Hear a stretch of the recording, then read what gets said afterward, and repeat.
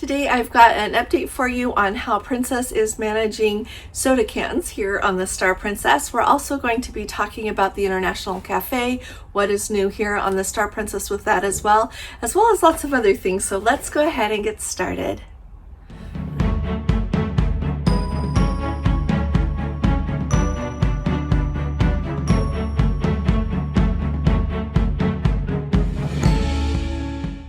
Hi there, this is Allison with Let's Go Travel Tips. Today is Monday. It is October 6th of 2025, and as always, if you have not subscribed to our channel yet, will you please be sure to click on that subscribe button, and if you appreciate our updates, please be sure to give this video a thumbs up.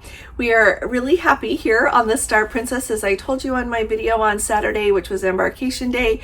What a beautiful ship.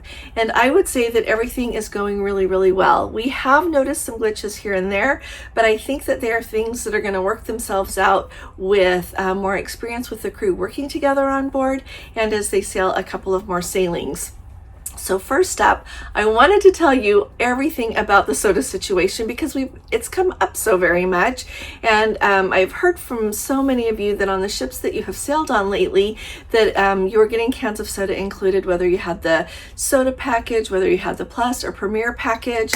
And so I want to tell you what is going on here on the Star Princess. You could probably tell that I have on different clothes now than I did before. What I did is before we went to dinner, I made the video, and Gordon was going to edit it, put everything together really nicely when we got done with dinner. Well, we just got back from dinner, and I've got some additional items to tell you about, so we're just going to discuss a couple of things here right now. So we're going to start off with what is going on with Sodagate. And you know, some time ago I told you that I was not going to talk about Sodagate again, but here I am because things keep changing and you need to know what to do and how it's going to apply to you. So first off, we're here on the beautiful new Star Princess. Still happy to be here, but the soda situation is a mess. And the mess is because not everyone on the ship knows what's going on. And when you go down to guest services, they don't want to remove the charges, even if you didn't know you were going to be charged. And so a couple of situations here you should know. First off, some of the crew members will tell you that it does not matter what package you have, you are going to be charged for your soda. And that happens. We have guests who have the plus package and guests who have the soda package, and they have all been charged for soda. If you ask, if a crew member asks you, like for example at dinner, they're taking your drink order, what would you like? I would like a Diet Coke. They're going to bring it to you in a can and not even mention that you're going to be charged for it. One of the situations that has me second guessing what on earth is going on, last night we're sitting at dinner, and the crew member brings the Diet Coke for one of our group members and sits it down on the table there. And I said to her, I said, you're going to have to pay for that.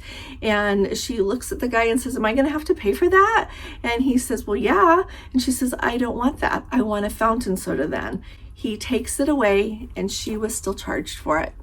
And so what is that? Second up, we've got Let's Go family members also who have the soda package.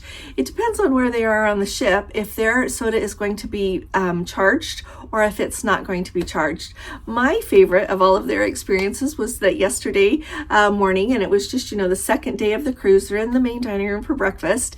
They're telling their waiter, you know what, they told us up in the buffet last night, as well as at one of the bars there by the piazza, that if you have the soda package, the can of soda is included. You don't have to pay for it. And he said, you know, I don't think you're right. And so he goes and gets his manager. The manager comes back and they say, you know what, we have the soda package and the Diet Coke can should be included. Do you know what the reply was? Do you want to start off the day like this? And huffs off. And so this is not good. So what I want you to know from here on is it does not matter what package you have, what you have seen in the past, what anyone else has seen on your ship. Just plan that you're going to be charged for your can of soda when you cruise on Princess Cruises. Does not matter if you have bought the plus package or the premier package or the soda package or the zero alcohol package. You could be charged for your soda, so just plan on it. And if you're ever not charged, then it's a lovely, bonus in your life. But don't order a soda that you don't want to pay for, alrighty? If you want to get a soda that you definitely don't have to pay for, and you've got one of those packages, get a fountain soda, but you have to designate fountain or they'll bring you a can and charge you for it anyway. And so, if you would like, go ahead and let me know in the comments what's going on the ship that you're on. It's really interesting. I get a lot of emails from people telling me what's going on, and so many of you are awesome. And put those comments in there so we can all see what's going on. But do you want to know what? It changes. Some people on a certain ship will get their, cans included. Other people with the exact same package won't. And so, I think that we're just going to have to know it's a big mess for now, and I am really hopeful that at some point Princess will pull it together. It's appropriate that they include those cans of soda for people that have a package. The week before we came on this trip, I bought a 12-pack of Diet Coke. It was $4.97, so basically $5, so that means each can was 50 cents. And this is just a lady buying it at the grocery store, so I am sure they get it at a better price.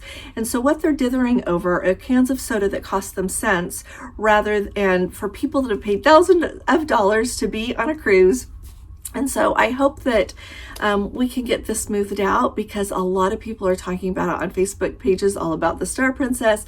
Other Princess Facebook pages, people are talking about it. People in my group are like, we're looking at other cruise lines, and I know, or we're not going to buy a package anymore because we don't get what we want to have with it. So there's a lot going on, and I just wanted you to know what's going on. That's part of my job around here. So let me know what you think about all of that in the comments. I know some people don't care about soda. Other people really care about soda. I'm in the category that I just think that it's nuts that you quit including cans of soda when they were included before. People come to expect what they have received before, and so I think that's crazy. I have the Plus package. We buy it to have that faster Wi-Fi, but and what do I drink in a day? Occasionally I get a strawberry daiquiri, virgin strawberry daiquiri. Other than that, you can count on me for 2, sometimes 3, but usually just 2 Diet Cokes a day. And I don't think that's outrageous. I don't drink alcohol, so you save all that money. I don't drink coffee, so you save all that money even. Maybe my husband and I each get 2 bottles of water a day. And so, let me know what you think in the comments, would you? So the International Cafe, we have grown to love over the years we have sailed with Princess. Open 24/7. Doesn't matter if you're up super late or if you get up really early in the morning. And then throughout the day, you enjoy going to the International Cafe if you want a little something to eat, or if you want to get a coffee, hot chocolate, that kind of thing. Well, on the Star Princess, she is not open 24 hours a day. The International Cafe is just open from 6 o'clock in the morning until midnight. And believe me, at 12:05, they are closed. You are not going to be getting anything after midnight. And so I get the question from people, where am I going to go get a cup of coffee when I wake up early in the morning? You won't be getting a cup of coffee unless you order it from room service before 6 a.m. The other place that people like to go to get their coffee is Coffee and Currents, and it does not open until 6 o'clock in the morning. The buffet is not open before 6 o'clock in the morning. So if you want to have a cup of coffee, you are going to have to either put your little tag that they have out in the hall and order your coffee to come that way from room service, or you're going to have to use your app to order coffee to come to your room that way as well. If you pick up your phone, it does not matter what package you have, you're going to pay $5 for that delivery of room service. And so if you're someone that maybe has had the habit of getting up early, whoever you're traveling with is asleep, so you just tiptoe out, go get a cup of coffee, come back, enjoy sitting on the balcony, that's done. You're going to have to start using room service to get anything before then. Let me know what you think in the comments, would you? This is the first Princess ship that I am aware of that the International Cafe is not open 24/7. So I want to know what you think. Another change that we are seeing between the Sun Princess and the Star Princess is the situation with the Eatery, which was their new title for the buffet on the Sun Princess, and the Americana Diner, which is just down the almost connected, really close there with the Eatery area. So the Eatery on the Sun Princess, the crew members served you a couple of things I think you could pick up yourself, but they served you. Here on the Eatery on the Star Princess, you serve yourself yourself for everything that you want. They have had a great buffet and the food has been excellent. I am saying that, but just know if you're someone that doesn't like to go where other people touch the spoons or can potentially touch the food, that's how it is on the Star Princess. So that is brand new. Self-serve buffet the whole way. The other thing is the Americana Diner is now part of the buffet. So for lunch and breakfast, it is just an extension of the buffet. You go there, and I think it's good from the standpoint if they're going to do that. The Eatery is pretty small for a ship this size, and so it opens up some more seating area as well as some more serving area. So Americana Diner, part of the buffet, lunch and breakfast every day. So that's another update. So yesterday we were in the port there for Marseille, France. It happens to be the same port area where the Monfalcone shipyard is. So we got to see the Norwegian Jewel in dry dock, as well as a Carnival ship. I couldn't quite tell which Carnival ship it was, but they're both there in dry dock. It is a really busy port area there. There are ferries, there are shipping, really big ships that do shipping. They've also got areas where the larger ships berth and where the smaller ships dock as well. When I was here last year on Azamara, we pulled right up into town. We were right across the street, literally across the street from their Notre Dame de la Gare, I think is what you call that huge church that they've got right there. Absolutely beautiful. But it was really nice because it pulled you right in to where there was some shopping, where there was some eating places, and you could easily walk from there to go see lots of sightseeing places. But yesterday, Princess ran a shuttle, $16 per person round trip that would take you from the ship into the central area of Marseille and then back again. They posted the times that the shuttle would start, as well as the time that the last shuttle was leaving, where the drop-off point there in Marseille. So I thought that was wonderful that they offered that. A big difference to me is, when I've done shuttle services through Princess before and different ports, you always could either go to the excursion desk to sign up for it, or when you were just outside there ready to get on the shuttle, they would take your name and your cabin number if you didn't have the ticket to show them that you had already paid for it.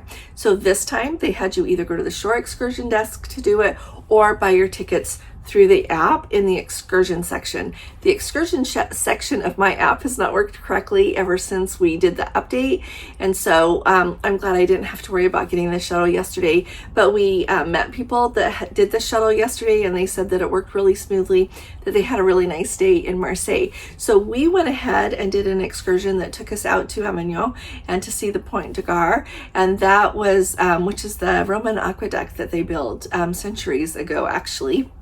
Very cool to get to see that. Really special experience. It is now a UNESCO World Heritage Site. So you could drive your car over that bridge until the year 2000. And so I think it's great that they're taking a little bit better care of it.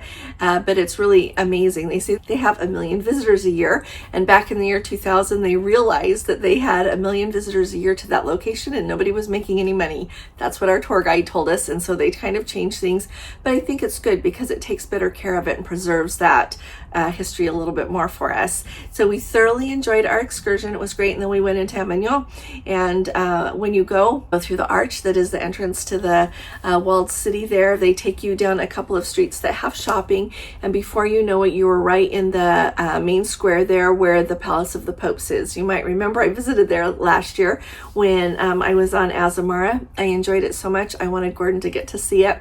So that's what we did yesterday and had a really lovely day. It was a little bit chilly, but and the wind was really blowing, which is going to lead to my next update. So make sure that when you visit the Mediterranean, even in October, bring a jacket with you, because when I have been here before in October, it has been so warm, and I've done that several times, but this time it is a little bit chillier. And yesterday, speaking with someone when we were in the little gift shop there, they have it since the Pointe de Gare is a UNESCO World Heritage Site. Somebody else was asking her, and so I asked about the temperatures. She said they're having a very chilly fall in this part of the world, much chillier than usual. So make sure that you bring a jacket with you if you're going to be coming sooner. Just remember that really anytime you go, because you'll probably need it on the airplane anyway. But had an absolutely beautiful day, and I would highly recommend that excursion. The next update I've got for you is with the ship.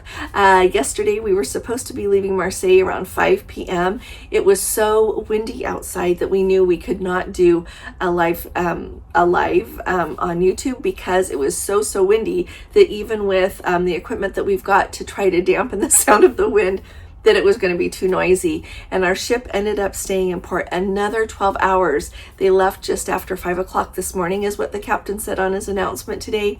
We are still going to be just fine. Today's a sea day, so we're going to be just fine arriving in Rome. Tomorrow morning we're supposed to be there at 7 a.m. He said we're going to be on time, so no worries about that. But it was really windy and impacted our itinerary that way. The other thing that I just wanted to make sure that you know is we're sailing past the island of Corsica right now. It is such a beautiful day. It is warm outside. It is beautifully sunny, not a cloud in the sky, and it is glorious to be sailing here in the Mediterranean. Next up, I wanted to let you know that this evening is formal night. They are going to have what they call the Celestial Champagne Soirée, is what they're calling it, rather than a champagne waterfall. That'll be at 6:15, so Gordon is going to slide out from dinner, since our dinner time is 5 p.m., and go video some of that for you and let you know what that looks like. So we'll be sharing that with you tomorrow. It's going to be really fun to see, and I'm going to listen for the official guest count, and well, they always tell you the number of passengers, kind of a little bit information about where they're from, as well as how many crew members are on board, and so I'll be sharing that with you tomorrow. This evening, like I said, is formal night. So when you're going to go on a cruise, usually the very first sea day is the first formal night. So that might help you a little bit when you're thinking of planning, thinking of where you want your dining reservations to be.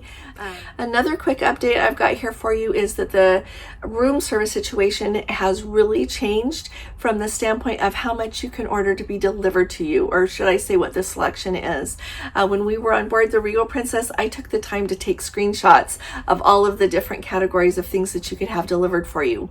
When you get on board and you look at that Ocean Ready section of what you can have delivered to you, there are two changes, and one is they have really pedaled back the areas that you can have your Ocean Now delivery delivered to. They tell you to not change your location from when you make your order, because it's likely they're not going to bring it to you, and much smaller window of time that you have in order to have something delivered to you.